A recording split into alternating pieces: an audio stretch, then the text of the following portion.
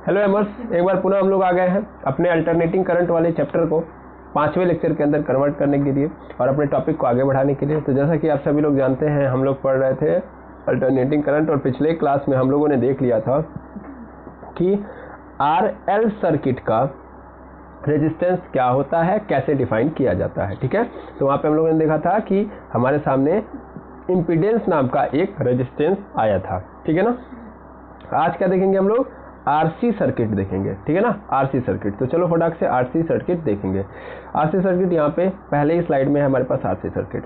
अब RC circuit को देखो, यहाँ पे क्या है कि हमने एक सर्किट ऐसा लिया जिसके अंदर रेजिस्टेंस भी लगा हुआ है और कैपेसिटेंस भी लगा हुआ है, यानी रजिस्टर है और कैपेसिटर है। दो चीज़ें आपको यहाँ पे देखने के लिए मिलेंगी। ओके, और यहाँ से आपने वोल्टेज अप्लाई किया तो जाहिर सी बात है रजिस्टर का जो वोल्टेज होगा VR होगा और कैपेसिटर का जो होगा वो VC होगा, है ना। मतलब voltage of capacitor end voltage of register. Okay, तो दोनों अलग अलग है ना, तो वोल्टेज अलग अलग हुआ। और ध्यान से आप ऑब्जर्व भी कर सकते हो कि इसमें, अच्छा देखो, इसमें अलग अलग होने का तात्पर्य यहाँ से भी आप समझ सकते हो कि भाई ये कैसे जुड़े गए हैं। सर ये सीरीज में है और सीरीज में आप सबको पता है कि वोल्टेज सबका अलग अलग होता है कि नहीं होता है ना। तो दोनों का वोल्टेज क्या होगा?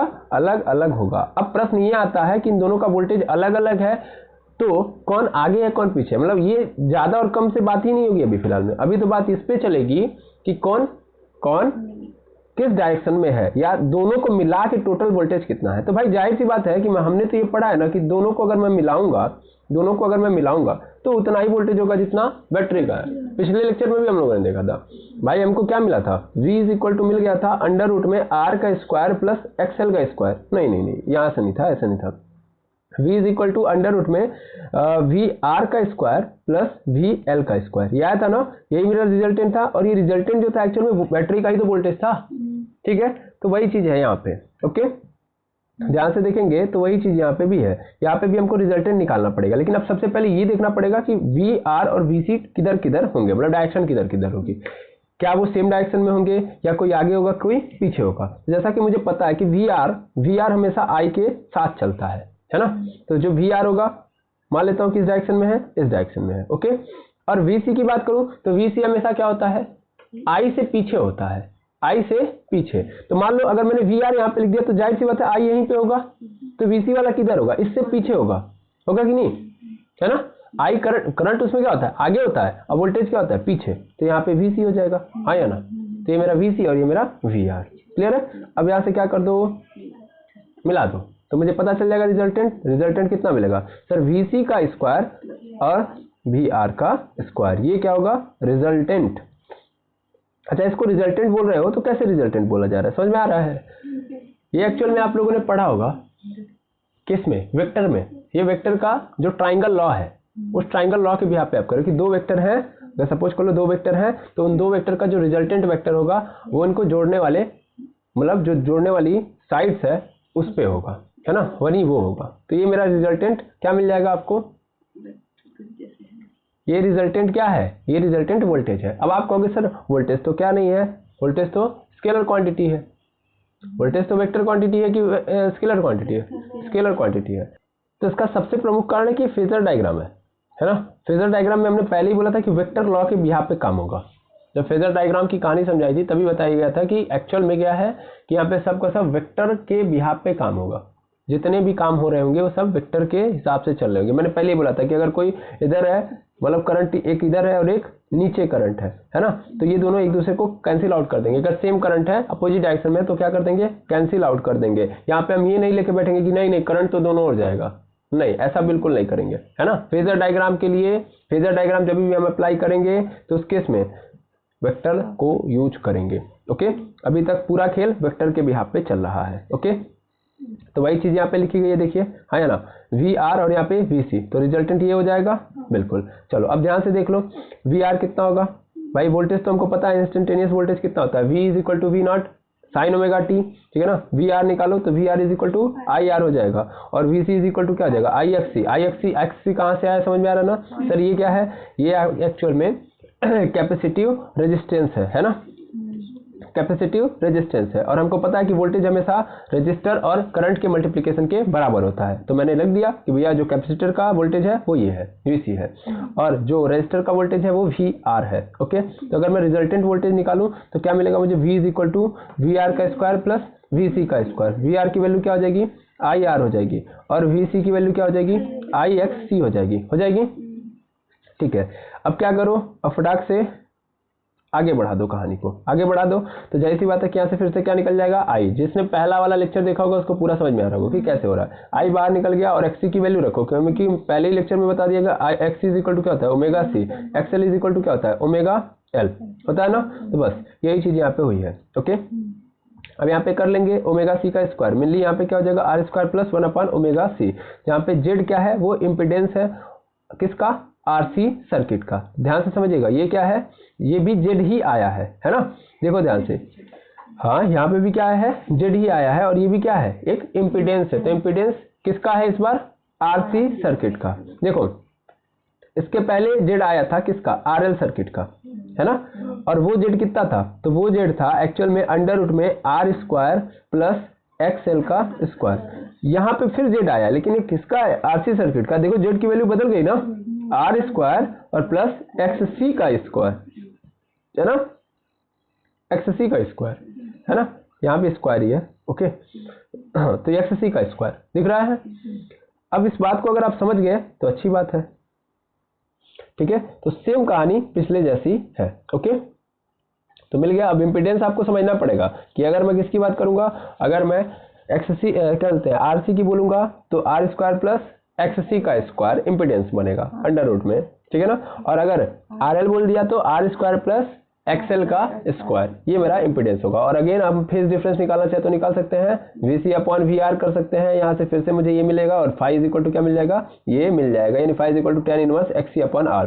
पिछले लेक्चर में भी हम लोगों ने फाई देखा था, फाई इज इक्वल टू क्या था, फाई इज इक्वल टू मेरा था XL अपॉन R, सॉरी यहाँ पे phi is equal to tan inverse XL upon R था, है ना।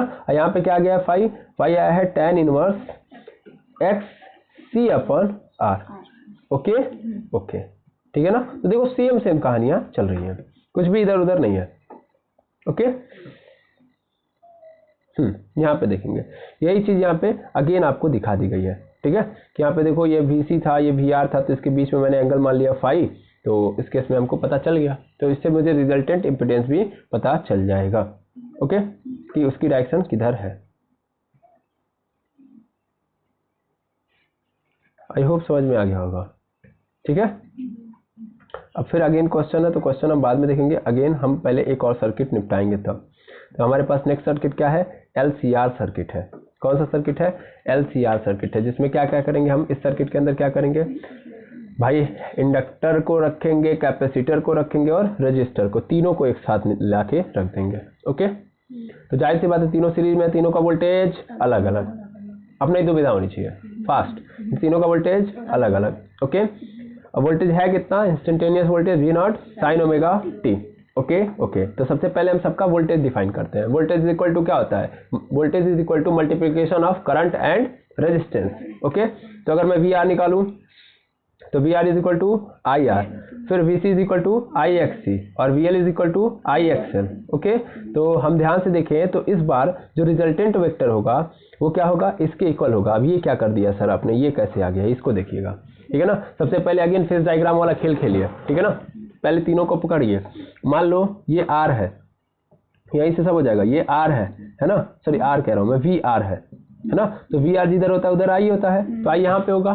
ठीक है, अब जो क्या बोलते हैं, जो वोल्टेज ऑफ इंडक्टेंस होता है वो क्या होता है, आगे होता है करंट से, है ना। तो यहाँ पे ये VL हो जाएगा, है ना। और जो कैपेसिटेंस का जो वोल्टेज होता है वो नीचे होता है, तो VC हो जाएगा कि नहीं हो जाएगा। क्लियर है, अब ध्यान से समझना, आई होप समझ में आ रहा होगा। इसको पकड़ लो, उसके बाद जैसा कि आपको पता है कि I से पीछे कौन चलता है, I से पीछे VC चलता है और I से आगे कौन चलता है, VL, है ना भाई। BC में क्या बोलते हैं, I क्या करता है, लीड करता है जब कैपेसिटर डालोगे, I क्या करेगा, लैग करेगा जब इंडक्टेंस डालोगे, है ना, रोक देता है ना करंट। ठीक है, अब सपोज कर लो VL और VC बराबर हो, VL और VC अगर बराबर है तब तो कैंसिल आउट हो गया, वेक्टर के बिहाफ पे, है ना भाई। अगर VL और VC बराबर है तब तो ये खत्म। तो जो नेट होगा मेरा वो सिर्फ यही होगा। नेट का मतलब क्या भाई, टोटल मुझे पता करना है। अब टोटल में देख रहा हूँ कि मतलब ये दोनों तो सेम डायरेक्शन के हिसाब से चल रहा है, मतलब एक डायरेक्शन में है, एक ऊपर है और एक नीचे है। तो इनका पहले मैं रिजल्टेंट निकालूंगा तब मैं इसके साथ देखूंगा, है ना। अब इन दोनों का मैं एक साथ देखूं तो अगर बराबर है तब तो खेल खत्म। तब तो जो मेरा VR है, जो रजिस्टर का वोल्टेज है, वही मेरा मेन वोल्टेज होगा, रिजल्टेंट वेक्टर वोल्टेज हो जाएगा। लेकिन ऐसा जरूरी नहीं है। अगर मैं ये मान के पहले ही चलूंगा तब तो जो मैं फार्मूला निकालूंगा अगर नहीं बराबर हुआ तब तो अप्लाई ही नहीं होगा। तो मैं ऐसे मान के चल रहा हूँ कि नहीं बराबर है, नहीं बराबर करके चलूंगा तो जब बराबर होगा तो भी काम कर जाएगा। तो मैंने बोला कि बराबर नहीं है, तो बराबर नहीं है तो इस केस में VL मैं मान लेता हूँ कि बड़ा है VC से, है ना। VL VC से बड़ा है, एज्यूम कर रहा हूँ। तो अगर VL VC से बड़ा है तो ये बताओ क्या हो जाएगा, VL में से VC घटा दूंगा तो मुझे रिजल्टेंट मिल जाएगा, नहीं मिल जाएगा, इन दोनों का रिजल्टेंट मिल जाएगा ना। समझ पा रहे हो? नहीं समझ में आ रहा तो मैं ऐसे समझा दे रहा हूँ। मान लो एक ब्लॉक है, इस ब्लॉक को इधर मैं 20 न्यूटन से खींच रहा हूँ, है ना, और इधर मैं 10 न्यूटन से खींच रहा हूँ। यहाँ से समझना, 10 न्यूटन से खींच रहा हूँ। तो भाई जाहिर सी बात है दोनों साइड में फोर्स लगे हैं, यानी अपोजिट फोर्सेस है और इक्वल नहीं है। तो रिजल्टेंट जो वेक्टर होगा या रिजल्टेंट फोर्स होगा किधर की ओर होगा सर, रिजल्टेंट जो फोर्स होगा वो इधर की ओर होगा। कितना होगा भाई, मैं बड़े वाले में से छोटे वाले को घटा दूंगा और इधर बड़े वाले की डायरेक्शन उधर ही छोटे वाले की भी डायरेक्शन हो जाएगी। नहीं, नेट जो होगा, ये जो बॉक्स होगा वो 10 न्यूटन के फोर्स के साथ किधर भाग रहा होगा, इस डायरेक्शन में भाग रहा होगा, है कि नहीं है। तो वैसे ही मान लो अगर यहाँ पे VL है, ये VL से क्या बोलते हैं, ऐसे सेम समझ लो कि यहाँ पे पॉइंट पे ये इधर VL है और इधर क्या है VC है। VL 20 न्यूटन है और VC 10 न्यूटन है। तो जाहिर सी बात है रिजल्टेंट जो होगा कैसे निकलेगा, VL में से VC को घटा दो। देखना VL और VC मेरा सेम हो जा रहा है। रुक जाओ, दूसरी उंगली का प्रयोग करना पड़ेगा, VL माइनस VC। ओके, तो VL माइनस VC और यही मेरा क्या हो जाएगा, रिजल्टेंट, है ना। यही मेरा रिजल्टेंट मिलेगा, है ना। रिजल्टेंट की डायरेक्शन इधर की होगी, जिधर VL की है, जो बड़ा उधर ही डायरेक्शन, बस वही किया गया है। तो अब उस केस में अगर मैं देखूं, उस केस में अगर मैं देखूं तो इसका मतलब ये क्या मेरा था, VR था और ये मेरा क्या था, I था। और जो इन दोनों का मतलब आपस में मारपीट करने के बाद जो नेट सोल्यूशन मिला है वो यही मिला है कि यहाँ पे VL माइनस VC। तो ये अपने आप में एक है और यहाँ पे एक दूसरा है ना। अब दो हो गए ना। अब इन दोनों का जो रिजल्टेंट होगा वो कैसा होगा, तो रिजल्टेंट निकालो। यहाँ पे राइट एंगल मिल गया, ये मुझे पता है कि इसका परपेंडिकुलर कितना है और इसका बेस पता है मुझे, हाइपोटेनस नहीं ना पता है, हाइपोटेनस निकाल लेंगे। बिल्कुल सर, बिल्कुल। कैसे निकालते थे पहले, कैसे करते थे, जो परपेंडिकुलर है परपेंडिकुलर का स्क्वायर कर दो और फिर बेस है तो बेस का स्क्वायर कर दो, हाइपोटेनस निकालने का। यही तो हमारे पास मतलब तरीका है। H square is equal to क्या होता है, P square plus B square. P की वैल्यू कितनी है बताओ, पी की वैल्यू है सर VL माइनस VC का होल स्क्वायर हो जाएगा। अब प्लस यहाँ पे बी के जगह पे क्या हो जाएगा, VR का स्क्वायर हो जाएगा। चूंकि ये स्क्वायर है, हटेगा तो क्या लग जाएगा इसके ऊपर, कड़ी। समझ आ रहा है ना, एक सेकेंड, ये कड़ी लग जाएगा, समझ आ रहा है ना। और यही मेरा रिजल्टेंट हो जाएगा, है ना। इन दोनों का एक रिजल्टेंट जो मिलेगा वो यही मिलेगा। क्लियर है?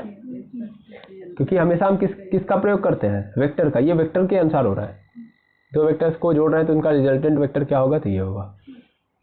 ठीक है, दो वेक्टर का रिजल्टेंट वेक्टर जोड़ने पे नहीं, सॉरी, दो वेक्टर का रिजल्टेंट वेक्टर क्या होगा, ये होगा। ठीक है, चलो अच्छी बात है कि आपको समझ में आ गया। अब अगर आ गया समझ में तो बस यही हुआ है। यहाँ पे कैसे आया है, आई थिंक क्लियर हो गया होगा। ठीक। अब देखो यही चीज़ यहाँ पे आपको समझाई गई है ना, बगल में फिगर बना के, लेकिन मैंने आपको बड़ा बड़ा फिगर बना के समझा दिया। यहाँ पे देखेंगे, यहाँ पे हमारे पास अब अगेन वैल्यू रखने का समय आ चुका है। यहाँ पे VR था तो IR हो जाएगा, यहाँ पे VL था तो IXL हो जाएगा, है ना। ये देखना अगेन पिछली स्लाइड का आ चुका है, यहाँ पे क्यों आया है मुझे भी नहीं पता, एक सेकेंड रोक ले इसको। अब देखेंगे यहाँ पे IR स्क्वायर, यहाँ पे IXL माइनस IXC का होल स्क्वायर। ठीक है, अब मेनली आई तो बाहर निकल जाएगा अगेन भाई, यहाँ से भी हर जगह से आई स्क्वायर तो बाहर निकल लिया, है ना। इसमें तो कोई दुविधा नहीं हो रही है किसी को कि आई कैसे कॉमन हो रहा है, आई कॉमन हो जाएगा, उसमें कोई दिक्कत नहीं है। फिर बचेगा मेरे पास R square plus LXL minus XC। अब देखो यहाँ पे मैंने एक को बड़ा एक को छोटा माना है तो फायदा है कि नहीं है। अब अगर बराबर भी हो गया तो भी काम हो जाएगा, बराबर हो गया तो कट जाएंगे जीरो, तो केवल R स्क्वायर बनेगा, तो Z इज इक्वल टू क्या बन जाएगा, Z is equal to R, एक ही रेजिस्टेंस लग ही जाएगा पूरे में। लेकिन अगर बराबर नहीं है तो भाई जाहिर सी बात है यहाँ पे चीजें बदलेंगी। तो जेड इज इक्वल टू मेरे पास क्या आ गया, ये आ गया, और ये मेरा इम्पीडेंस है किसका, LCR सर्किट का। समझ आ रहा ना, ये मेरा इम्पीडेंस है। इम्पीडेंस का मतलब एक प्रकार का रजिस्टर रुकावट, ठीक है ना। LCR सर्किट के अंदर जो रुकावट आएगा वो होगा जेड, और जेड की वैल्यू क्या होगी, ये वाली हो जाएगी। अब चाहो तो XL की वैल्यू रख दो और XC की वैल्यू रख दो। अब ये बच्चों वाला खेल है ना। इतना फिजिक्स का कैलकुलेशन करने के बाद अगर इन सब चीज़ों में आप फंस रहे हैं ना तो फिर दिक्कत है। ये एक्चुअल में पोल खोल के रख देगा अल्टरनेटिंग करंट, जिनको डेरिवेशन करने नहीं आता होगा। तो अल्टरनेटिंग करंट का एक भी डेरिवेशन टफ नहीं है। यहाँ तक मैं अगर अपने अनुभव से बताऊं तो अल्टरनेटिंग करंट के अंदर एक भी डेरिवेशन टफ नहीं है ना। बस ज़्यादा है, यही है, ज़्यादा है। जिसका कॉन्सेप्ट यहाँ पे तगड़ा रहेगा, है ना, जिसका कॉन्सेप्ट यहाँ पे तगड़ा रहेगा वो अपने आप कर ले जाएगा। समझ आ रहा है। और कॉन्सेप्ट तगड़ा कहाँ से होगा, पिछले चैप्टर से। जितने भी पिछले चैप्टर्स आपने पढ़े होंगे, है ना, देखिए धीरे धीरे बूस्ट किया जाता है। पहला चैप्टर आप देखेंगे बच्चों वाला चैप्टर है ना, इसमें छोटी छोटी बातें पढ़ाई गई हैं, लेकिन वो छोटी छोटी बातें आपको पता होगी कि हर चैप्टर में यूज हुई हैं।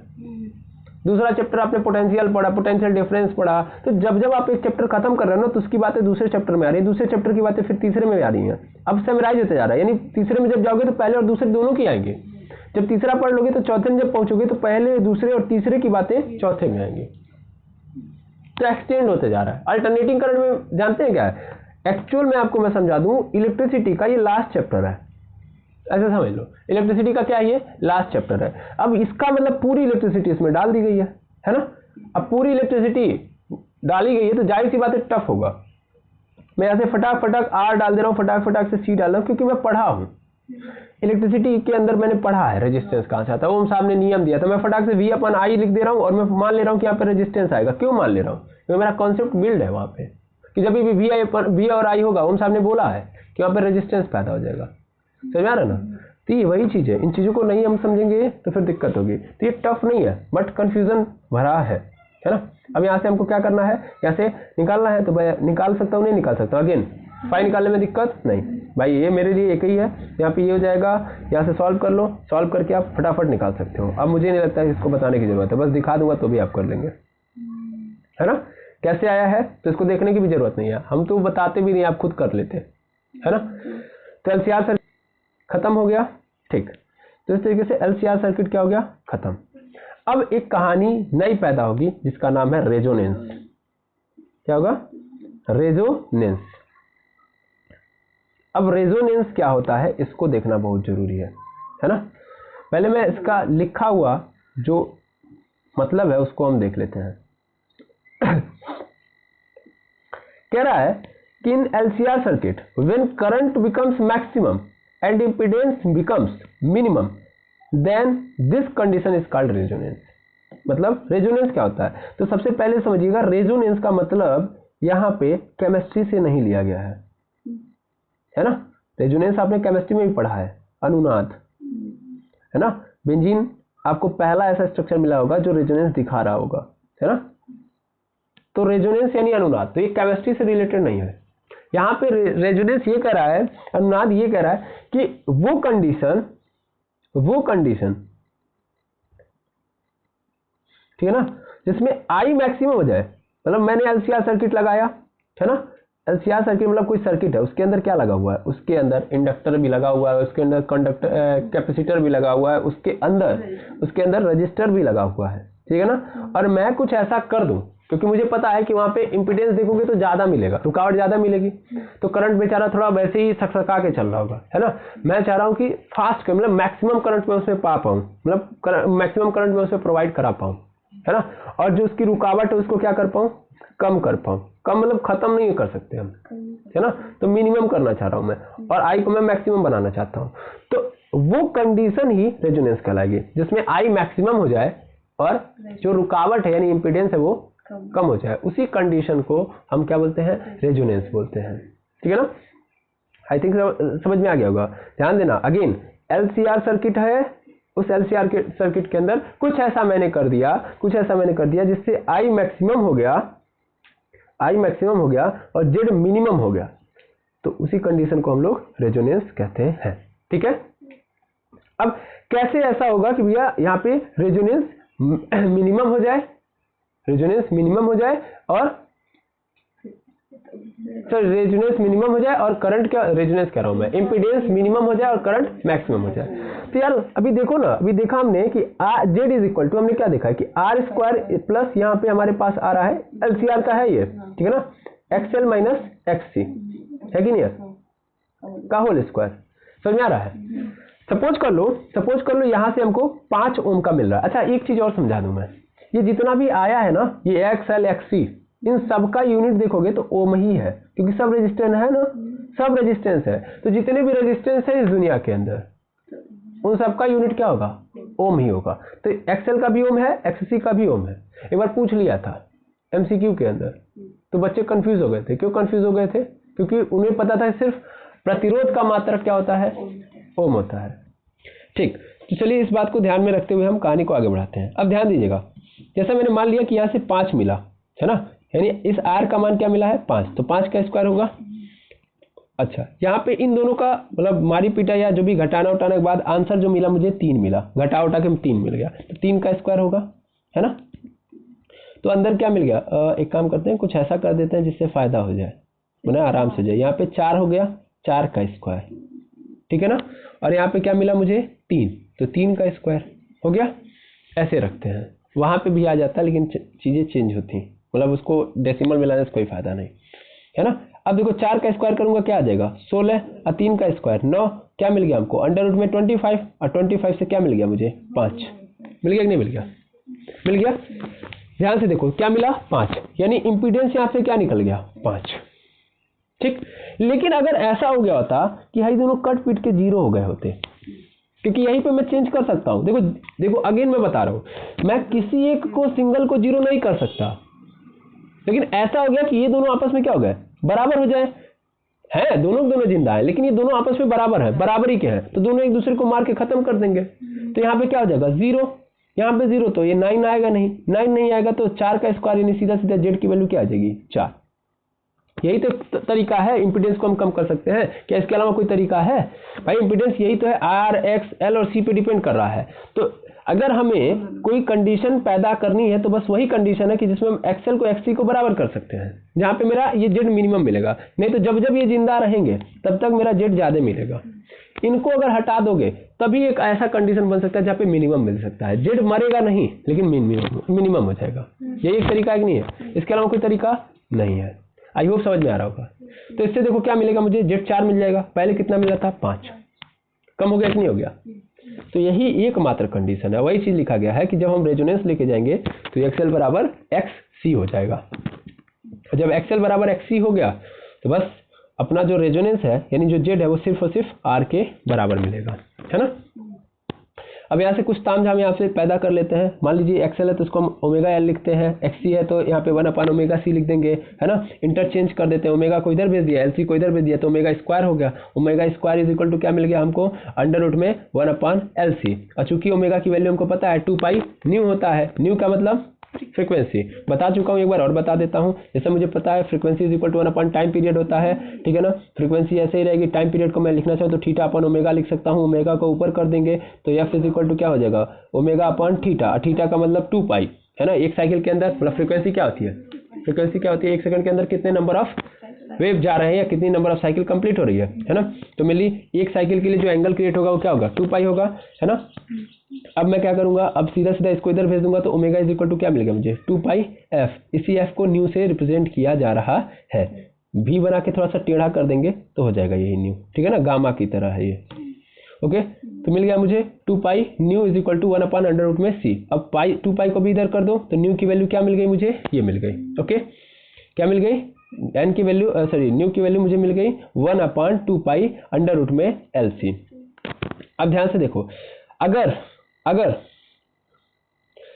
अच्छा ये पहले देख लो, ये क्या है, इसको हम क्या बोलते हैं resonance frequency or natural frequency. जाहिर सी बात है ये रेजोनेंस के कारण ही ऐसा पैदा हुआ है ना।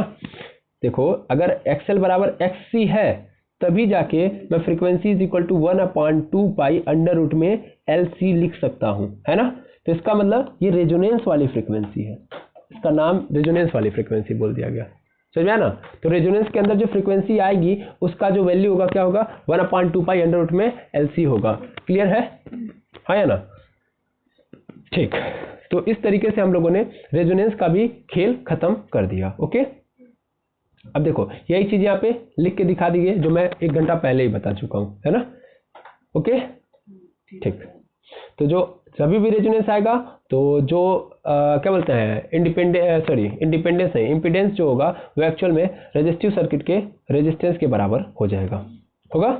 ठीक है, अब देखो यहाँ पे कुछ चीजें हैं कि भैया ड्यूरिंग रेजोनेंस, ठीक है ना, series LCR behave like pure resistive circuit, है ना। यानी जैसे देखो अगर LCR है और अगर इसको रेजोनेंस के अंदर डाल दिया मैंने तो रेजोनेंस में इंपीडेंस केवल एक ही बचेगा, वो है R। तो इसका मतलब पूरा का पूरा सर्किट कैसा बिहेव कर रहा है, रेजिस्टिव सर्किट की तरह बिहेव कर रहा है ना, क्योंकि ये कई रेजिस्टेंस है। तो वही बात उसने लिखी है। क्या इसने गलत लिखा है, केस करना चाहिए उसके ऊपर, नहीं। Power dissipated in series LCR is maximum during resonance. जाहिर सी बात है कि यहाँ पे देखो जैसे हमको पता है, यहाँ पे हमको क्या पता है, यहाँ पे हमको पता है कि P इज इक्वल टू क्या होता है, पावर इज इक्वल टू क्या होता है, I² RT होता है। ऐसा होता नहीं है, बस अज्यूम करा रहा हूँ। H का होता है। अच्छा, पावर और H में क्या डिफरेंस है बता सकते हैं आप, आगे देखा जाएगा, घबराइए मत, पावर भी आने वाला है, ठीक है ना। वैसे तो हीट के फॉर्मूले से मैंने यहाँ पे लिखा है I² मान लो यहाँ पे R है, यहाँ पे T है। तो एक बात बताओ, जब रेजिस्टेंस जितना मतलब यहाँ पे इंडिपेंडेंस कम रहेगा, ऐसे समझ लो, सब छोड़ो यार, है ना, पावर वार छोड़ो। पावर का मतलब क्या होता है, फार्मूला छोड़ दो, एक काम करो सीधा आप समझो, पावर का मतलब क्या होता है, what is the means of power. Power का मतलब ये होता है सर कि कितना ज़्यादा हम काम कम समय में कर सकते हैं। और काम करवाएगा कौन, करंट, है ना भाई। करंट ज़्यादा है तो इसका मतलब ज़्यादा तेजी से काम हो रहा होगा, है ना, यही समझो। करंट ज़्यादा है तो ज़्यादा तेजी से काम कर रहा होगा। और करंट ज़्यादा कब होगा, जब रेजिस्टेंस कम रहेगा, हाँ या ना। रेजिस्टेंस रुकावट कम रहेगी तो करंट का फ्लो तेजी से होगा, वोल्टेज भी फ्लो मतलब वोल्टेज का भी वोल्टेज भी क्या होगा, ज़्यादा होगा। मान लो V/I is equal to R होता है ना, V/I is equal to R होता है, ये हमको पता है ना। तो इसका मतलब वोल्टेज और I दोनों पे इफेक्ट पड़ेगा ना जब ये कम रहेगा, तो वही समझा रहा हूँ मैं। तो मतलब I ज़्यादा होते जाएगा, करंट ज़्यादा होते जाएगा। अगर करंट ज़्यादा होता जाएगा तो पावर भी क्या होता जाएगा, बढ़ता जाएगा। फॉर्मूला मैं लिख ही नहीं रहा हूँ। तो P is directly proportional to R, P is directly proportional to I, है ना। P is directly proportional to I, but it is inverse proportional to R। R के लिए मैं Z लिखूंगा, है ना। तो भैया Z बढ़ाऊंगा तो जाहिर सी बात है I कम होगी तो पावर कम होगी। इस I को भी 20 से निकालो, सीधा सीधा लिखो, power is directly proportional to 1 inverse proportional to Z। जितना कम रुकावट रहेगी उतना ज़्यादा काम होगा, है ना, तो उतनी ज़्यादा पावर जनरेट होगा, है ना। तो जाहिर सी बात है अगर ये मिनिमम होगा तो ये क्या हो जाएगा, मैक्सिमम हो जाएगा। क्लियर, बस वही चीज़ है कि भैया पावर जो होगा LCR सर्किट के अंदर मैक्सिमम होगा जब रेजोनेंस आएगा, ठीक है ना। अब रेजोनेंस आने का मतलब Z मिनिमम हो जाएगा तो पावर मैक्सिमम हो जाएगा। ओके, वही चीज़ यहाँ पे लिखा हुआ है, इससे कोई दिक्कत नहीं। अच्छा, इसको हम LCR सर्किट को एक और सर्किट बोलते हैं जिसका नाम है एक्सेप्टर सर्किट। इसको हम क्या बोलते हैं, एक्सेप्टर सर्किट बोलते हैं, ठीक है ना। क्या बोलेंगे, एक्सेप्टर सर्किट। अच्छा, यहाँ पे देखेंगे अंडर रेजोनेंस क्या कहानी होती है। तो अंडर रेजोनेंस कहानी ये है और यहाँ भी अंडर रेजोनेंस की कहानी है। तो इसका मतलब क्या है, इसको समझ रहे हैं ना। यानी ये जो दिख रहा है आपको ऐसा, अरे भाई करंट कैसे फ्लो करता है, करंट का फ्लो ऐसे ही तो होता है भाई, देखना ध्यान से। यहाँ पे जो पहले बनाया गया इसको देख लो, ये फ्रीक्वेंसी और ये क्या है, Z है। यहाँ भी ये फ्रीक्वेंसी क्या है, यहाँ पे फ्रीक्वेंसी है और यहाँ पे क्या है, I है, दिख रहा है ना। तो देखो आप लोग तो कंफ्यूज हो गए थे देख के ही कि भाई यहाँ पे ऐसा क्या हो गया, यहाँ पे नीचे यहाँ पे ऊपर है, दोनों रेजोनेंस के ही अंडर कवर में आ रहे हैं, मतलब रेजोनेंस के कंडीशन में ही आपको देखने को मिल रहा है। तो एक्चुअल में जब हम फ्रीक्वेंसी बढ़ाएंगे तो ये कह रहा है कि ये धीरे धीरे क्या होने लगेगा, कम होने लगेगा, ये कहने का मतलब है ना। और जबकि यहाँ पे क्या होगा, फ्रीक्वेंसी जब बढ़ाएंगे तो ये I क्या होने लगेगी, बढ़ेगी। समझ आ रहा ना, क्लियर है, समझ में आया ना। तो अंडर रेजोनेंस ये होता है। फिर से इसके बाद क्वेश्चन आ जाएंगे, क्वेश्चन के बाद यहाँ से फिर क्वेश्चन आएंगे। अब क्वेश्चन बारी बारी हम लोग अलग क्लास में करेंगे, चूँकि ये PDF की खासियत थी तो उसने अपनी खासियत दिखाई है। बाकी अब हमारे पास क्या आ जाता है, average power consumed in AC circuit, जो कि हम नेक्स्ट क्लास में देखेंगे। तो आज के लिए इतना ही, मिलते हैं नेक्स्ट वीडियो में। Thank you very much एमर्स।